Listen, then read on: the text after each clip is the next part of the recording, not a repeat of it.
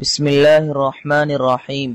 صرف 5 منٹ کا مدرسہ قرآن و حدیث کی روشنی میں 30 رجب المرجب۔ نمبر 1، اسلامی تاریخ۔ حضرت مصعب بن عمیر رضی اللہ تعالی عنہ۔ حضرت مصعب بن عمیر رضی اللہ عنہ قریش کے امیر ترین گھرانے سے تعلق رکھتے تھے۔ اسلام سے قبل بڑے ناز و نعمت میں پڑے تھے۔ حضور صلی اللہ علیہ وسلم کے پاس دار ارقم میں آ کر ملے اور اسلام قبول کیا، لیکن بہت دنوں تک اپنے اسلام کو چھپائے رکھا۔ ایک دن ایک شخص نے انہیں نماز پڑھتے دیکھ لیا۔ اس کی اطلاع ان کے والدین کو کر دی۔ والدین نے ان سے رشتہ توڑ لیا اور ان کو ہر طرح کی تکلیفوں اور آزمائشوں سے گزرنا پڑا۔ حضرت مصعب بن عمیر رضی اللہ عنہ کسی طرح فرار ہو کر حبشہ ہجرت کر گئے۔ پھر جب مکہ واپس آئے تو حضور صلی اللہ علیہ وسلم نے ان کو مدینہ والوں کے ساتھ مدینہ کے مسلمانوں کو قرآن سکھانے اور دین کی دعوت تبلیغ کے لیے روانہ فرمایا۔ چنانچہ یہاں وہ مقری یعنی پڑھانے والے کے لقب سے مشہور ہوئے۔ غزوہ بدر میں بھی بڑے شوق و جذبے سے شریک ہوئے۔ وہ سن 3 ہجری میں غزوہ احد کے موقع پر اسلامی جھنڈے کو سنبھالے ہوئے رسول اللہ صلی اللہ علیہ وسلم کے سامنے بڑی بے جگری سے دشمنوں کا مقابلہ کر رہے تھے کہ اسی حال میں شہید ہو گئے۔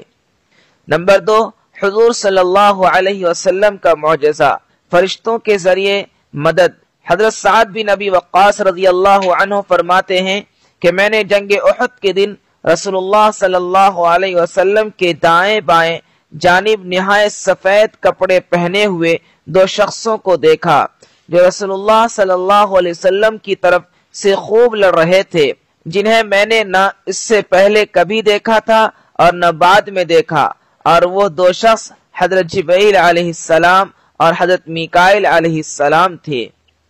نمبر 3، ایک فرض کے بارے میں، باوضو مسجد جانا۔ رسول اللہ صلی اللہ علیہ وسلم نے فرمایا، جو شخص اچھی طرح وضو کرے پھر مسجد میں نماز کے لیے جائے اور وہاں پہنچ کر معلوم ہو کہ جماعت ہو چکی تو اس کو جماعت کی نماز کا ثواب ملے گا، اور اس ثواب کی وجہ سے ان لوگوں کے ثواب میں کچھ کمی نہ ہوگی جنہوں نے جماعت سے نماز پڑھی ہے۔ نمبر 4، ایک سنت کے بارے میں، بیت الخلاء میں جانے اور باہر آنے کی دعا۔ جب بیت الخلاء جائے تو یہ دعا پڑھے، اللہم انی اعوذ بک من الخبث والخبائث۔ ترجمہ، اے اللہ میں ناپاک جنوں سے تیری پناہ چاہتا ہوں، مرد ہو یا عورت۔ اور بیت الخلاء سے باہر نکلنے کے بعد یہ دعا پڑھے، غفرانک الحمدللہ الذی اذهب عنی الاذی وعافانی۔ ترجمہ، اے اللہ تیری مغفرت چاہتا ہوں، تمام تعریفیں اس ذات کے لیے ہے جس نے مجھ سے تکلیف کو دور کر کے عافیت بخشی۔ نمبر 5، ایک اہم عمل کی فضیلت، فقیروں کو معاف کرنا۔ رسول اللہ صلی اللہ علیہ وسلم نے فرمایا، پہلی قوموں میں سے ایک آدمی کا حساب لیا گیا تو اس کے نام اعمال میں کوئی نیکی نہ تھی، ہاں مگر وہ مالدار تھا اور لوگوں سے خرید و فروخت کرتا تھا اور اپنے بچوں کو کہتا تھا کہ فقیر و تنگ دست سے درگزر کرنا۔ اللہ تعالیٰ نے فرمایا، میں اس آدمی سے زیادہ حقدار ہوں کہ اس سے درگزر کروں۔ پھر فرشتوں سے فرمایا کہ اسے معاف کر دو۔ نمبر 6، ایک گناہ کے بارے میں، رسول کے حکم کو نہ ماننا۔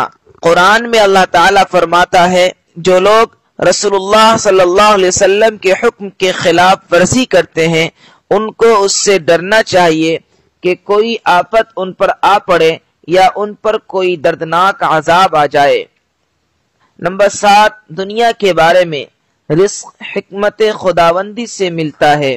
قرآن میں اللہ تعالیٰ فرماتا ہے، اگر اللہ تعالیٰ اپنے سب بندوں کے لیے رزق کشادہ کر دیتا تو ضرور زمین میں فساد کرنے لگتے، لیکن وہ جس قدر چاہتا ہے اندازے کے مطابق روزی اتارتا ہے اور وہ اپنے بندوں سے باخبر اور ان کو دیکھنے والا ہے۔ نمبر 8، آخرت کے بارے میں، قبر آخرت کی پہلی منزل۔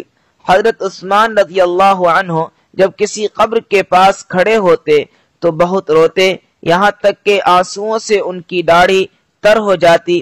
ان سے پوچھا گیا، یہ کیا بات ہے؟ آپ جنت و دوزخ کو یاد کرتے ہیں تو اتنا نہیں روتے جتنا قبر کی وجہ سے روتے ہیں۔ آپ رضی اللہ عنہ نے جواب دیا، رسول اللہ صلی اللہ علیہ وسلم فرماتے تھے، قبر آخرت کی منزلوں میں سے پہلی منزل ہے، پس اگر بندہ اس سے نجات نہ پا سکا تو اس کے بعد کی منزلیں اس سے زیادہ سخت یعنی کٹھن ہیں۔ نمبر 9، طب نبوی سے علاج، سفرجل کے فوائد۔